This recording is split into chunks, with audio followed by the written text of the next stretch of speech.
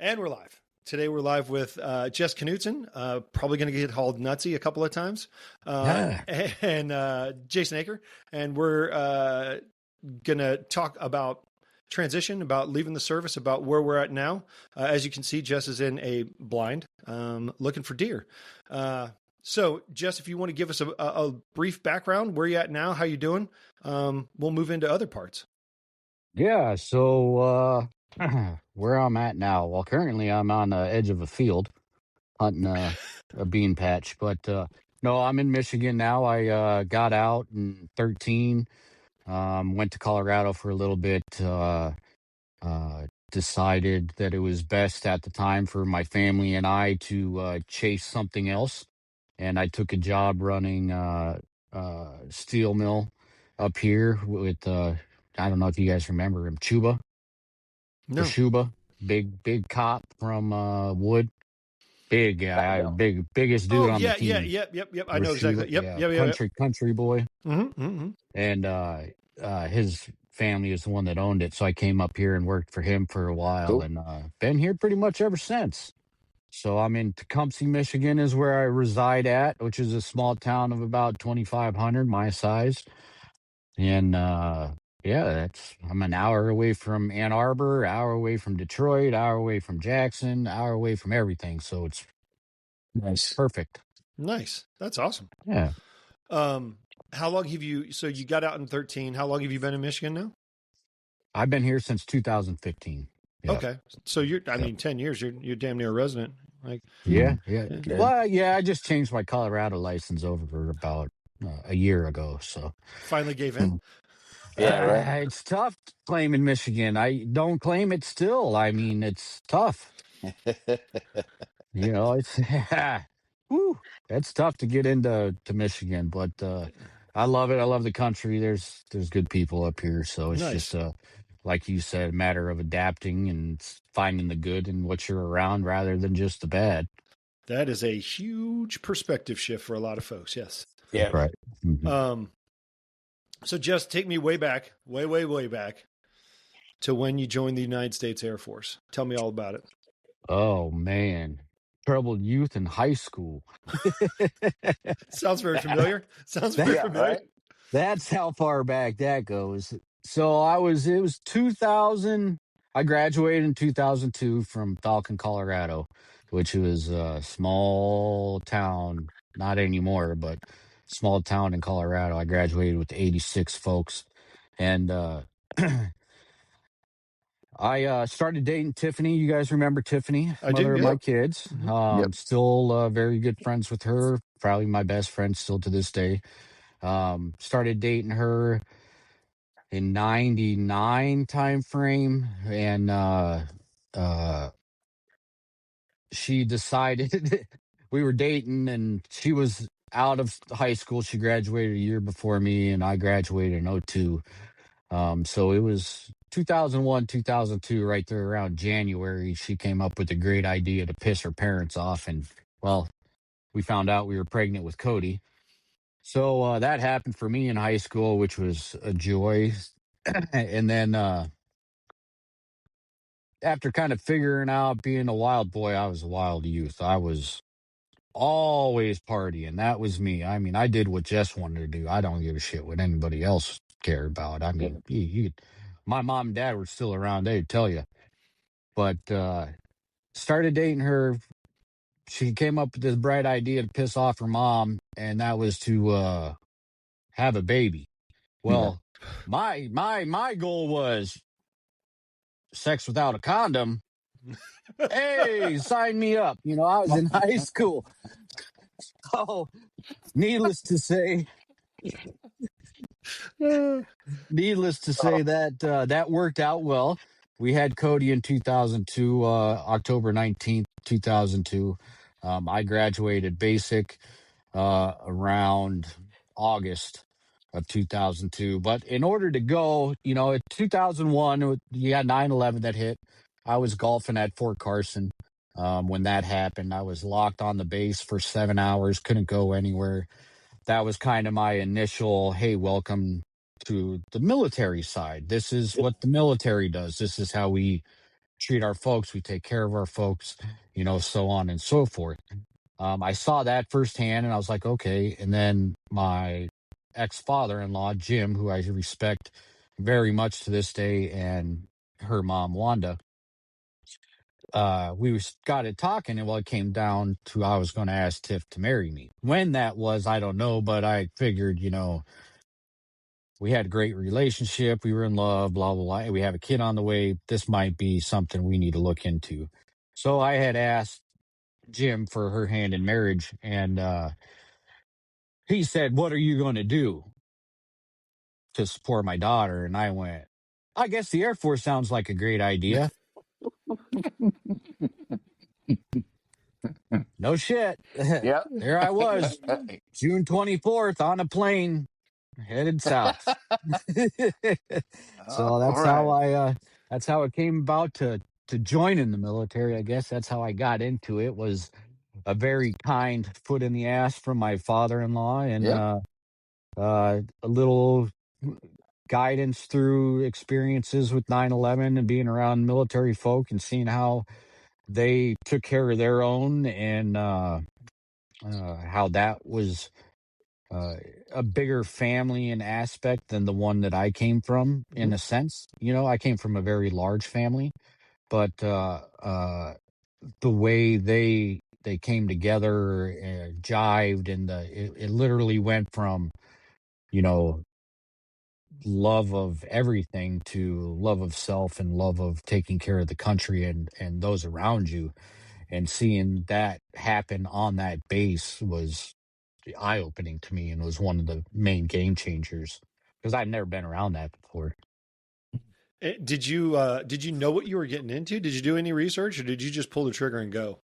Pulled the trigger, man. That was it. Got it. That Got was it. it, Got man. it. Yeah. There was no research, get this, figure. No, they said, "You want to suck shit out of a plane for a living? Yeah, sign me up. Woo. Let's go." That's what happened. That's how it worked. They're like, "What do you want to do?" I was like, "I'd like to be a firefighter." "Well, you can't see colors." "Well, I can tell what's hot and not." But they're I can like, see "Nah, fire. Yeah. yeah, you got to go suck shit out That's of a plane." fire. Yeah. Yeah, so that was kind of how, yeah, I didn't, zero research, none. My Mm. father-in-law, retired tech sergeant, he was ground radio communications, so the only research I had was him, and his experience had been probably 5 to 8 years he had been out of the service by then, so he was well in his way of civilianizing a retired military guy, I guess you could say. Hmm. And yeah, I didn't know him that well and much about that, but I learned a lot about the military through him. And yeah, I'll always be grateful for that from him for sure.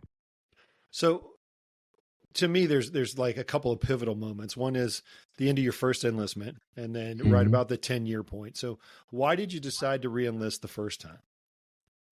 So after I was stationed in Washington State for 4 years, and it was nice to be around family and have Tiffany's family was up there from the area, so we had immediate family for my first base, which was an absolute joy to have around, especially with the newborn 6 days after you arrived on station. You kind of you need somebody else there to help you out a little bit, and never being to Washington ever in my life, and then being able to go in with family was great. I got orders, about my 3.5 year mark to go to Germany. Tiffany did not want to go at all. Nope. I'm not going to that land. I'm not going to Germany. Wanted nothing to do with it. So I turned him down.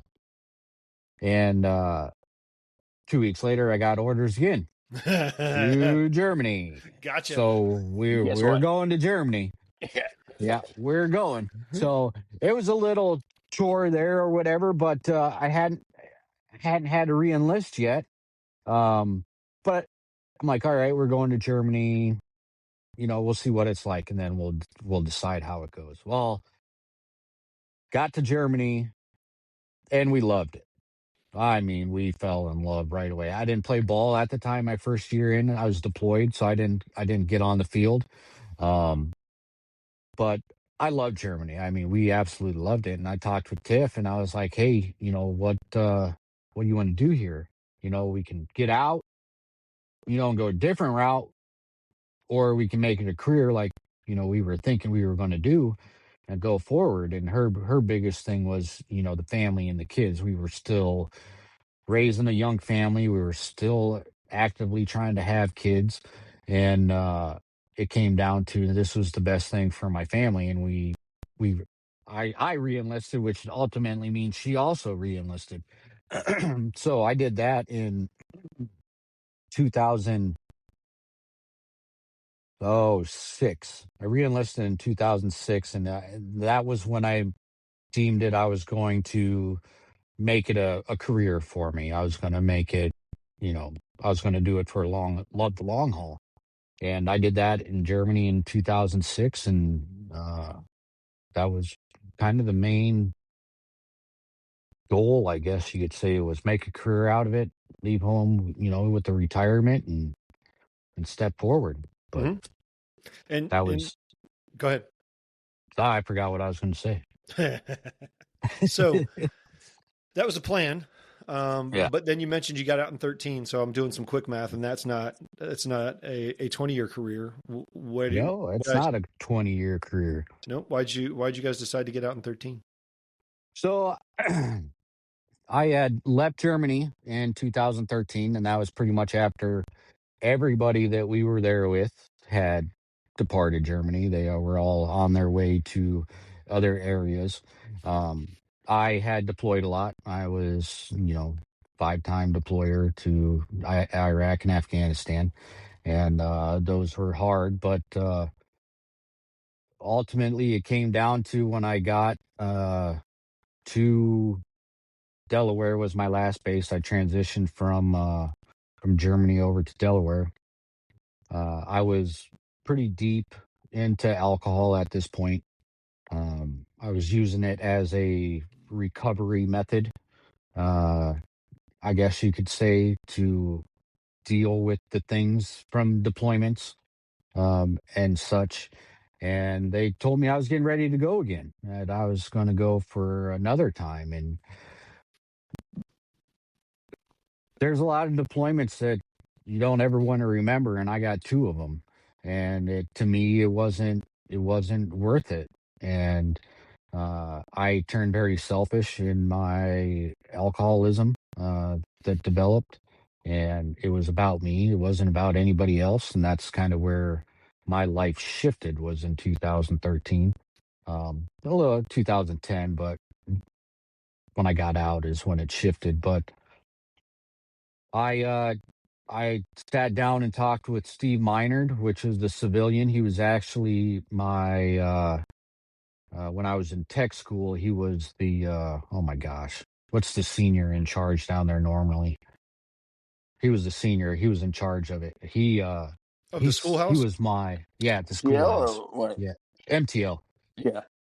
And he was like in charge of my class, and he grabbed my name and kind of helped me through my career. Well, he saw I was coming to Delaware from Germany, and I got pulled in air. I was going to ramp, running ramp services, which I was thrilled about, and I got pulled in the air to go do um, uh, building management. I can't remember the exact words, but I Mm. was in charge of all the buildings. So it was a kick in the nuts. I can't, what the hell? Facility Facility manager. Facility management. That's, Yeah. management. Yep. yeah. Yeah.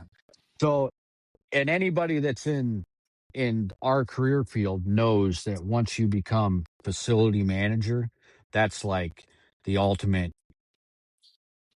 Death sentence. Yeah, Shit. you're done. I mean, Yeah. that's where you're at. So I got transferred that. I really didn't want to do that at all. But after talking with him, about different things, talking about my past experiences with deployments, um, another one looming on the end of the seat. It's inevitable that it's coming. The only option for me to get out of it was to take. It was back when they did the 5,000 early outs or whatever it was called. Yeah. Yep. Take your stipend and What was that? Was send that you on your way. Terps? What was that? No, it wasn't Terps. It It was wasn't Terps. that was around 14 when we were downsizing to get Welsh decided that we needed to Yeah. No, downsize. I remembered. I'm just trying to remember the program. That's all. Oh, it was Yeah. voluntary. VSSI or something. V- VSI or yeah, yeah, something Yeah, like that. something like that. yeah, yeah. But he set me up to where that, and of course, in order, you you just don't get out of the military. You just don't. Hey, I'm done. See ya. No, that's not how it Right. goes. So it was a lot of explaining. I had to have people on my side, and thank God for Steve. He was on my side, and you could see that things had changed for me, not for my family.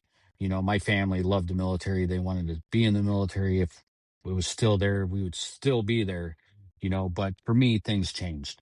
It was no longer about service for the country. It was about doing what Jess wanted to do. And I decided, against Tiff's will at that time, and that it was best for me to get out, not go on this deployment. One, I had a lot of anxiety about it.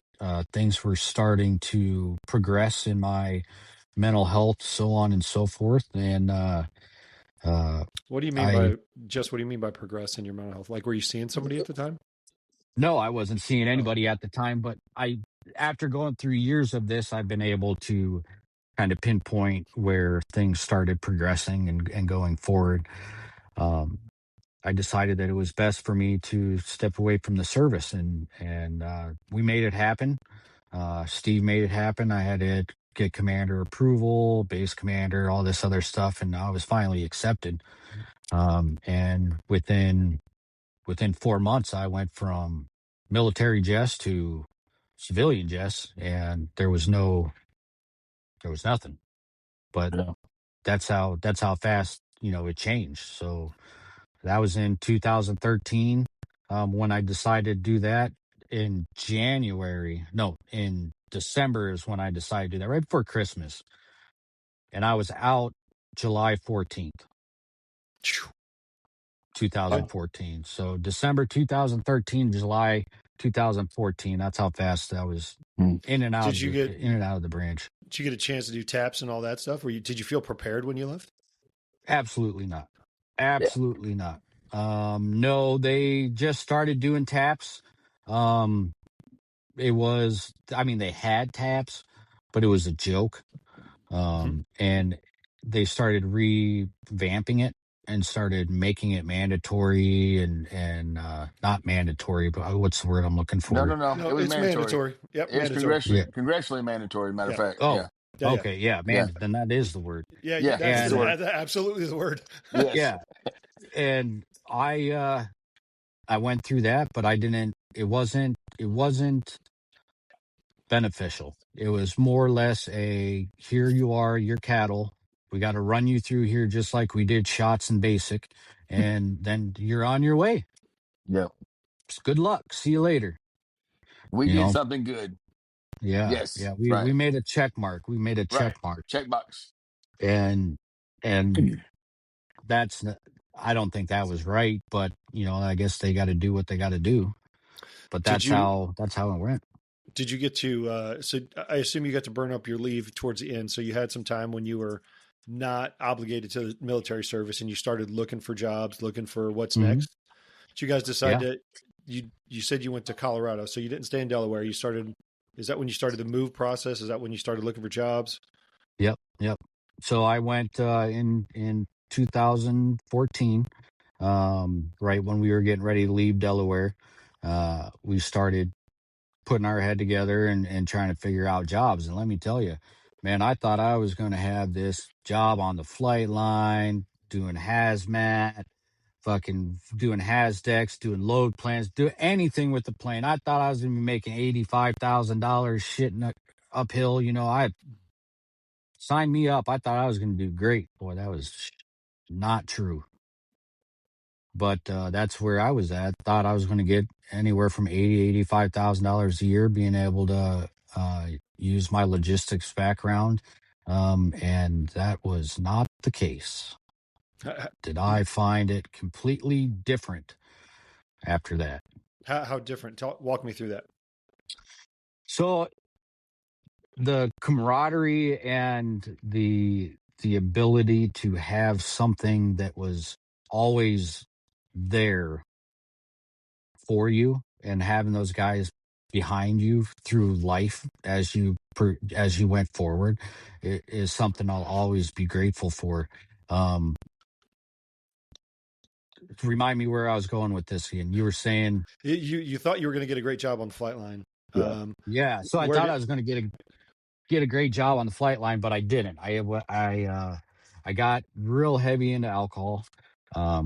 My PTSD came out, which is a cliche term that people just throw around now and use, but mine was severe. It started before people really labeled PTSD as a thing. Mhm. This was back in 2014, and I got heavy into drinking, uh, which started in 2010, but it got really bad when I got out of the service. I was drinking a handle of Fireball a day, sometimes one and a half. Put that in perspective, I'm about 180 pounds. Mhm. So I Mhm. was like a fish. And then on top of beer and everything else, I became very selfish. And that goal of trying to find a job and provide for the family quickly went away. It turned into, what can I do for Jess, and how can we make him better, rather than the goal of providing and taking care of my family. Is really how that changed. But I thought I was going to get a good job. I had the qualifications. I wasn't a slouch, but I didn't have everybody on my side in the military, because after 2010, I didn't really care about what people thought. I was going to do what Jess wanted to do, and that's how it transitioned from the service to civilian life, and ultimately it turned into, what does Jess want, Mhm. not what does Jess need to do to provide for his family. And I pretty much just walked away from the Air Force and everything about it, and never looked at jobs in regards to my career field and doing things um that route. So I wanted a job in on the flight line and working there, but it ultimately turned into a shit show. So I assume you have found employment at some point. uh no, I Okay. haven't worked a I haven't worked a full-time job consistently for 3 months. The longest I've done is 3 months since I got out of the military. Okay. Yeah. So Mm. do you, is that all related to getting yourself better and getting yourself in a Uh, better place before you could do something else, or yes and no. As you guys know, I have turned uh, a lot of new leaves over this past year. But one of the biggest things that affected me was through the military and getting out was, I fell to alcohol, and ultimately got suicidal ideation, PTSD, and all this really bad, to the point where it put me in the hospital. And it it's a tough place to come through, because you don't know everything, when you're going through stuff like this. And that's where I ended up, was, I went from the military, and to all of a sudden recovering from things that had happened in my military career. And it's been different ever since. I mean, Were you seeing anybody through, as in counseling, counselors? Were you going through any kind of therapy during this time? No, so that's one of the things we all, you know, us as being good friends and people that have been around each other, we kind of know when bullshit is bullshit and when it's not. But the biggest thing that we had in the military for people to go and get assistance with was mental health. Yep, Go to mental Yep. health. Do you ever send anybody to mental health? I did multiple. Yeah, Yeah, multiple. Mhm. How to go for their career? No effect. No effect. So when was that? Can I ask?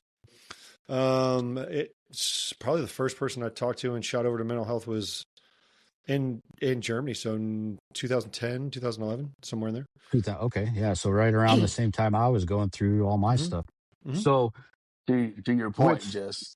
To yeah. your point, Jess. Every cop that I sent to mental health got DNR'd, or Hmm. not DNR'd, DNA'd. Couldn't arm. While Couldn't they're arm going for through 30 treatment, days. yeah. While they're going through treatment. Yeah, right. But that has an impact, significant impact for cops. I don't, Yeah. and I don't know about other career fields necessarily, but it does have impact, and it's gotten better, I think. But at the time, I even had conversation with the psychiatrist at mental health, and she asked me to come over and talk to her, and she's like, "Well, why don't you guys come see me? Because they get penalized. Hmm. If you want to fix it, you start fixing the other places. You go to half. You go to places that mandate the things that get taken from them for coming to you. They'll come to you, but they're not Well, coming. there's a You difference know, between, so I would argue, and sorry to go on a tangent, Jess, but I would argue Oh that no, you're good. there's a difference between somebody arming up and somebody going to do another job. And the level of depending on of course, what comes through the evaluation. Now, I'm not saying that Right. there's no repercussion. No, right? I'm not saying that at all. What I mean is there's no real long term. I didn't Yeah, see long term repercussions. Short term, yeah, yeah, Right. we got to get you fixed, right? Got to get you yeah, back on track. Sometimes that right. requires a couple of things, but no long term, like career ending. I remember when I first came in, if you went to mental health, everybody told me it was career ending. That's where Oh people yeah, Yeah. go, and you're going to get out. It's going to crush your career. So I think from that perspective, it's not the same. it's better. Yeah, yeah. Yeah, Yeah. I think So we did a. I hope it's better because it wasn't good when I was in. So yeah. you haven't used any of the VA resources either, Jess? Oh, I have. Yeah, Oh, I've okay. used the VA resources like crazy. But when I was in, Yeah. it was if you go to mental health, you're going to get coded. Yep. Yeah. Well, Hmm. I didn't want to get coded. Nobody wants to get coded. We want to be able to go. And when Yeah. you join in 2002, I was at war within 6 months. I mean, I was gone. I was deployed. Yeah. So I got that adrenaline rush. I wanted to be there. That was to me. That was I was doing something. That I Hmm. wanted to be there. So I volunteered for every trip to go down afterwards. But when I came back, it was, well, if you go to mental health, you're going to get coded. Well, I don't want to get coded. Yep. So I wasn't going to go to mental health and seek help knowing I needed it. Hmm. Instead, I just turned to Yeah, drinking alcohol. from that perspective, I completely agree with you because I and others have not reported injuries because the same thing would apply. Right. Yep. And it was crazy because I saw it and I knew I needed help when I was in Germany. I knew it. I was in an active unit. I was gone 200 days a year. I've been to 36 countries. I've been all over the place. I traveled nonstop the last 2 years I was in Germany. I'd get off a plane, run to the softball field, jump on a plane, and leave the same night. It was just that's how it was.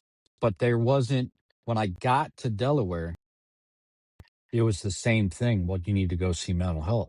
Well, that's when I finally said, I'm going to go see mental health because I'm done with the service. I am getting out.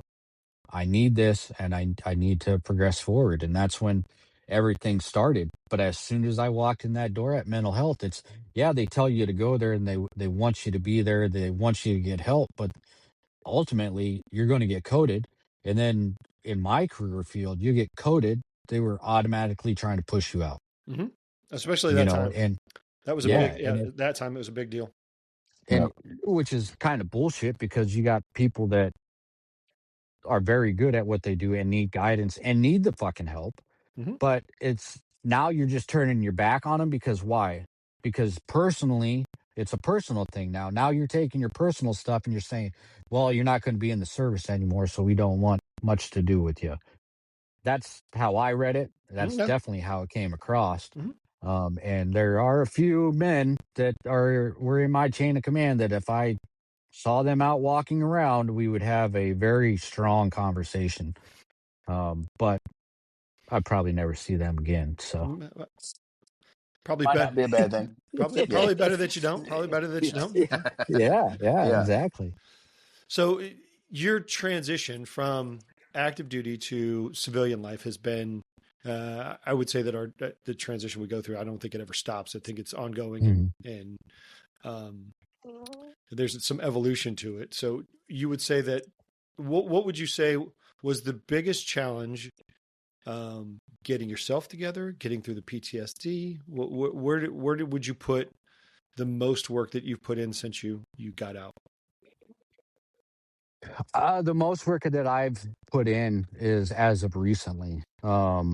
And it's been to myself. It hasn't been to anybody else. It hasn't been for anybody else. And it has been for myself.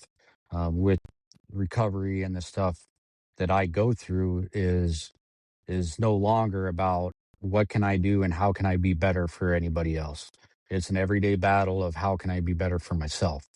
And that didn't start until my dad passed away in 2023, um, which was a tough time. I lost mom in 2022 from surgery complications. They were both young, born in 54, 57.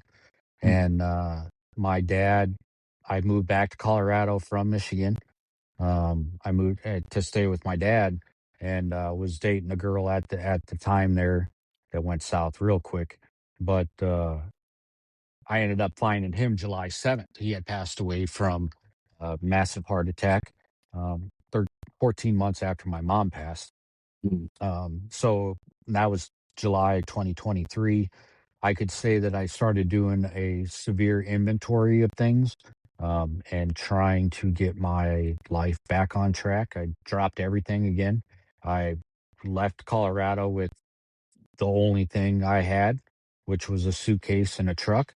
And I got in the car and came back up here to Michigan. Um, but it was definitely a very scary road to go down. Um, November 11th of 2014 was a very dark day for me. Went down the suicide route from a PTSD attack, severe anxiety and depression that I was battling at the time. Didn't know anything about anything. This is the TAPS, that we were supposed to go through and have kind of a transition. I didn't have any of that. It was kind of just get out the door. So I didn't know where to turn to. I didn't know how to get a hold of the VA. I didn't have my VA stuff even dealt with at the time. We weren't even going through it.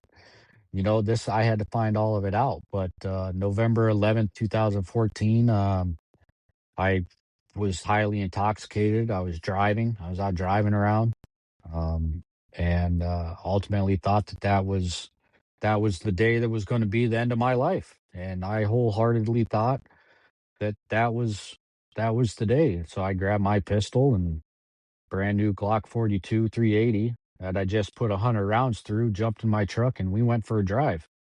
I ended up at the end of a dark road, half a bottle of vodka in and a gun in my mouth. What And stopped you? pulled the trigger. I pulled the trigger. I still have the round. Yeah, I hit the firing pin. The bullet never charged. It never went off. I still have it. It hangs from the dash of my car. And that was November 11th, 2014. And it got real dark for 9 years of going down that, and I deal with it every day. Every day I wake up and I fight. Every day it's a fight for life. It's not a fight to live. It's for my life.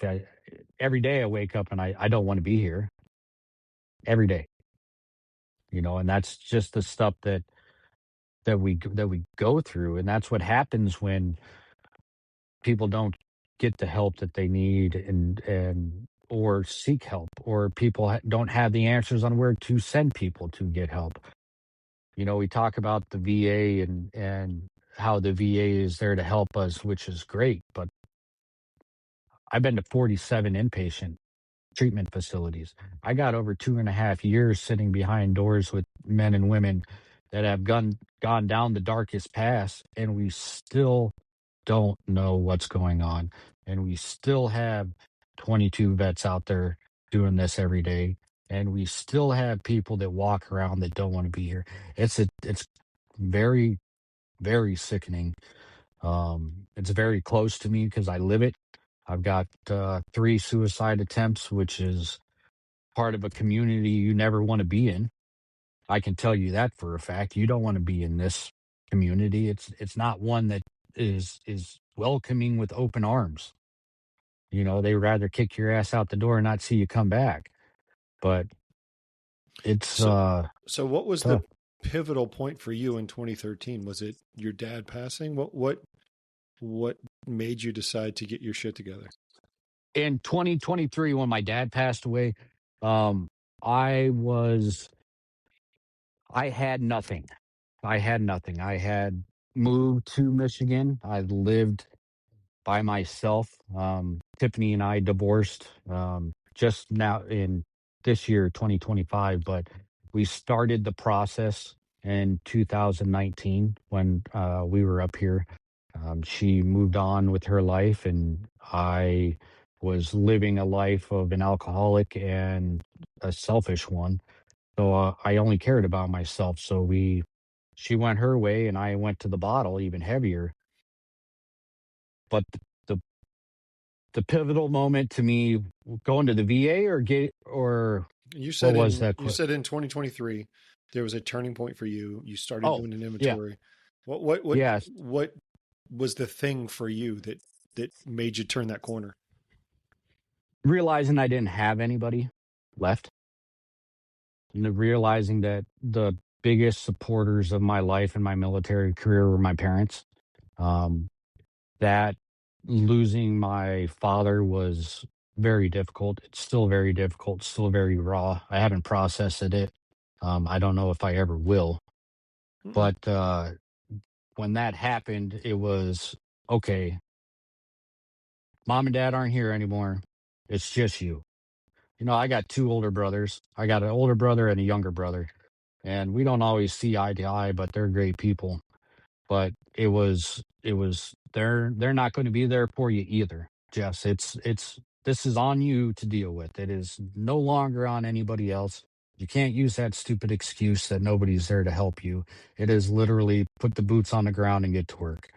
And I did, and I, after a very bad relationship in Colorado, with who I thought was my best friend at the time, turned into not being what it was and Mm-hmm. not being what it could have been and should have been. I left her. I jumped in my car and I drove to Michigan, to where my kids were at, to where Tiffany was at, because I knew that no matter what, that I had them.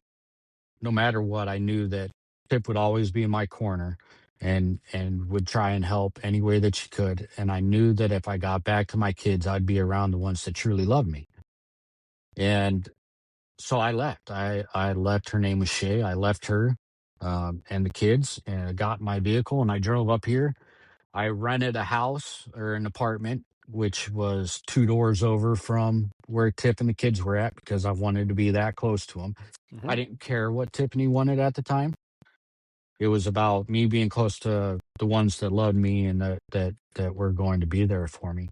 I had 2 forks, 1 bowl, 1 pot, a cup, an air mattress, blankets. and a television. And I went a year sleeping on the floor, barely eating anything. I think I ate pancake and eggs every day, 2 times a day for 6 months, and just literally took myself away from everything and went stone cold sober, and isolated myself uh, in my house to get better, to go through the feelings of losing my parents, to go through the feelings of losing my dad, and ultimately the last state I saw him in, getting down to the actual hardcore truth about what suicide is and what it means. Um, and and that happened in 2023, and what it was me leaving Colorado and realizing that Colorado and what Colorado had to offer me was no longer good for me. Mm-hmm. Mm-hmm. And so I picked up and I left. I got here. It's been 2 years since I've been in any kind of treatment. As far as VA stuff goes, I still see my psychiatrist every other week. You know, I Congratulations. thank you. Yeah.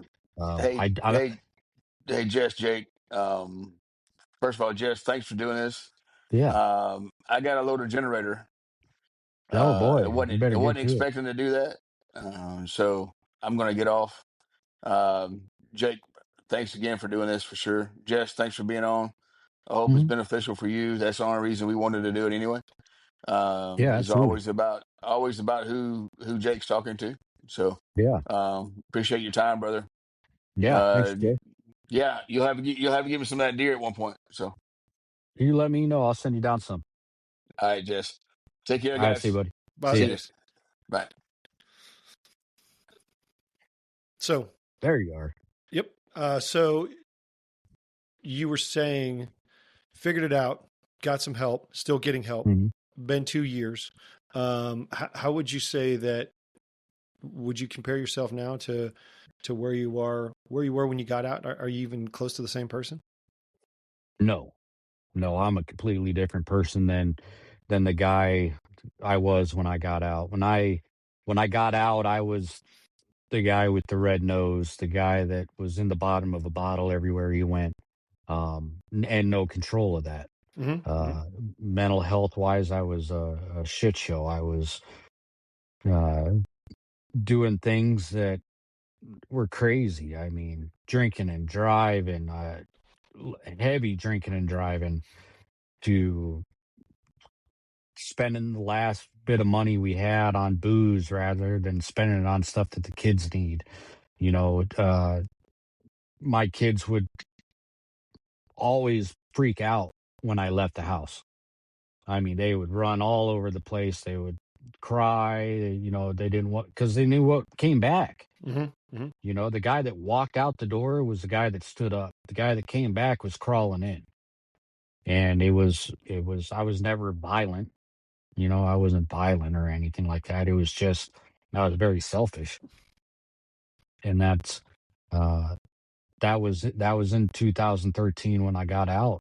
That's the kind of guy I was. Which is the reason why I got out of the service, was because I turned into that guy. It's a guy I never want to remember again, and I hope I never see him again. But the guy I am now is not that. I talk to my kids. They get a hold of me. I've made changes in my life to take care of my kids. I talk to Tiffany, my ex-wife of 20 years, every day, and I'm surrounding myself with people that want to be in my life rather than the people that are just trying to use me for something out of life. Right.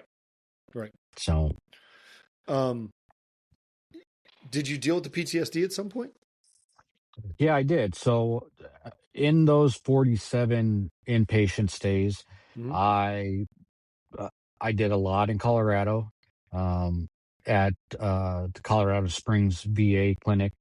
There, I did IOPs, SOPs, SIODPs, and a lot of room activity. Um, going into the VA, sitting down in these rooms with guys that are struggling with the same thing I'm struggling, some even worse. Mm-hmm, But mm-hmm. we all share the same thing. You know, we all don't want to be here. We're all trying to figure out what is the best way to make us want to be here.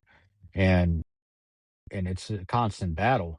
But that time in Colorado, I didn't have the resources that I do up here in Ann Arbor. Mm-hmm. I don't have the clinics to reach out to, or Colorado is kind of landlocked with their people. They send you to like Sheridan, Wyoming, or down to Texas and stuff like that. Gotcha. And that wasn't for me. I wanted to be around my family and deal with Mm-hmm. stuff like that. But I got into it heavy in Battle Creek, which is just up by Kalamazoo here. Mm-hmm. Mm-hmm. Um, about an hour and 25 minutes. I went into a 42-day stay there. It started out on floor 1, and it was substance abuse. Substance abuse, it was a dual diagnosis, substance abuse followed by PTSD, depression, anxiety. So I went into that and was sober. I was sober before I went in, which was good. So I had a clear mindset when I first started it. I went through that. It was really a good program going through Battle Creek. Met a lot of guys there. I did that, and then for my PTSD, I turned around and I went upstairs on the same 1402. Instead of 1401, you went to 1402, which was just upstairs. So I went there and I did 6 months Oh, wow. Okay. in inpatient there, and I did EMDR, I did ECT, which is electro brain, Mm-hmm.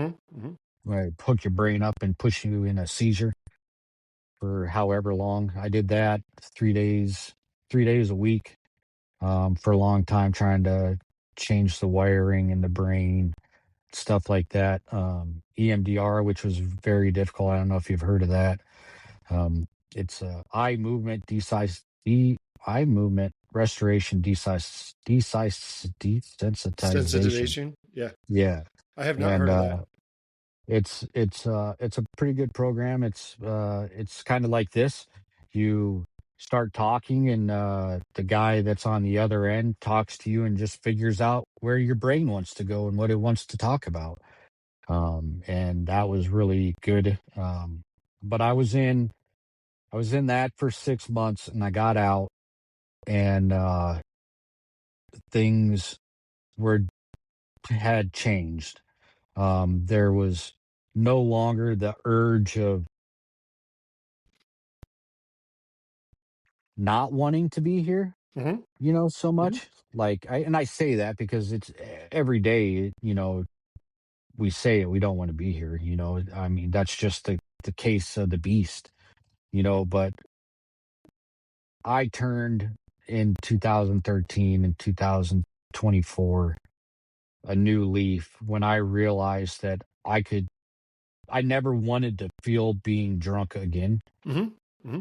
And I never wanted to lose control, because ultimately, when I lose control, just like anybody else, our thoughts get to us. And when that happens, it goes instantly black. I'm in a very dark state Mm-hmm. when that happens, and that's where the suicide comes from. So for me, dealing with that stuff and actually taking extreme ownership into those areas Mm-hmm. was what happened in 2023 when I came out here. It was no longer, all right, Jess, you get a paycheck and you're guaranteed a paycheck from the VA every month, guaranteed. That is not for you to just go and blow. That is for you to take care of things, and I ultimately use that as a foundation of that's all I had to live my life off of. And my bills covered that exactly. Mm-hmm. I didn't have extra. If I had extra, I was going to buy pancake mix from the grocery store, so I had meals for the next week. I put myself in that position just so that I knew what it was like to go with nothing, but still be able to provide. and have a sense of ownership of taking care of myself and the people that were close to me. And that happened in 2023 after my dad had passed away. Um, Now, I mean, I'm here. I'm up running around, playing with guns, shooting deer. You know, I say you're in a blind shooting deer. I a mean, life could little suck a bit lot worse than different. that, right? Yeah, yeah, exactly. So if you could boil it down, Jess, if I think if you could boil it down to what do you think is the biggest thing you've learned overall? Can you boil it down to this is the thing that I learned more than anything else? That's a tough one. The Mm. thing that I learned the most, The most important thing that you learned. Let's word it that way. ownership, Go having on. ownership in Go. everything. Okay. You And what know, do you mean in everything in your life and in yeah, yeah, in my life, in everything that I do. I've had to eat a lot of crow in my life, especially going through substance abuse and stuff like that. Mhm. Um, I've had to eat a lot of crow, and it don't taste good. No, it does not. Um, but it's not just about owning it in words, but owning it and doing things to better yourself, um, and, and to live life fuller than what it was that you thought it was.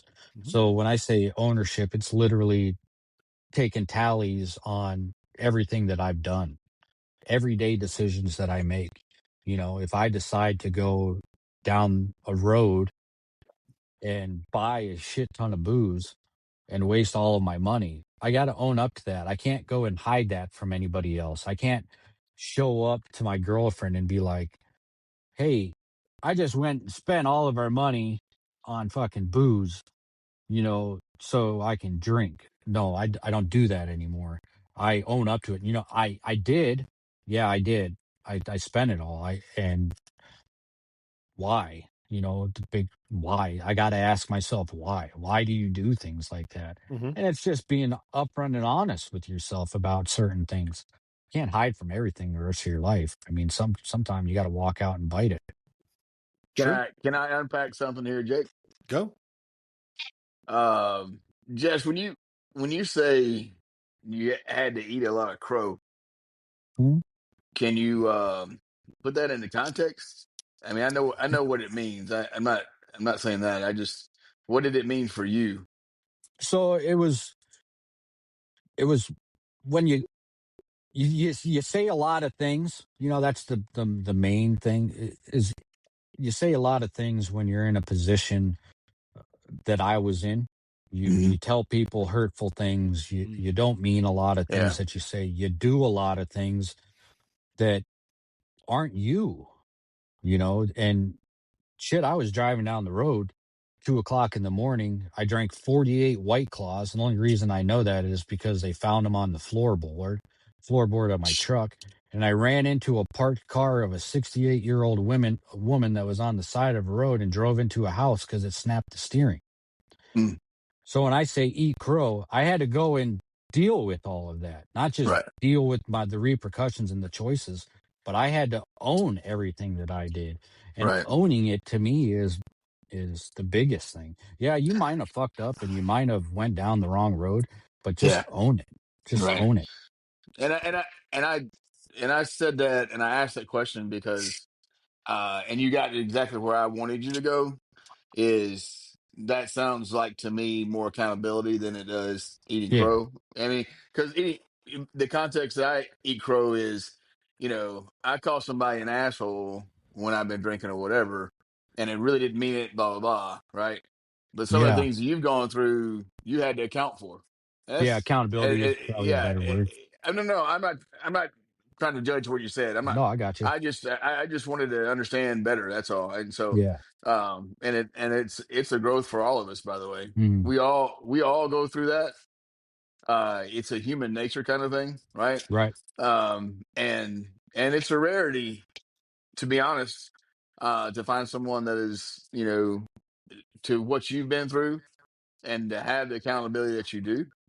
That's hard. That's a hard road to go down, Mhm. for sure. And I know it is for sure. So kudos Yeah. to you. Thank you. I appreciate that. It's it's tough because it's, you never, the people that were close to you when you go through something like this aren't, Mm. they're not as close to you as they were before.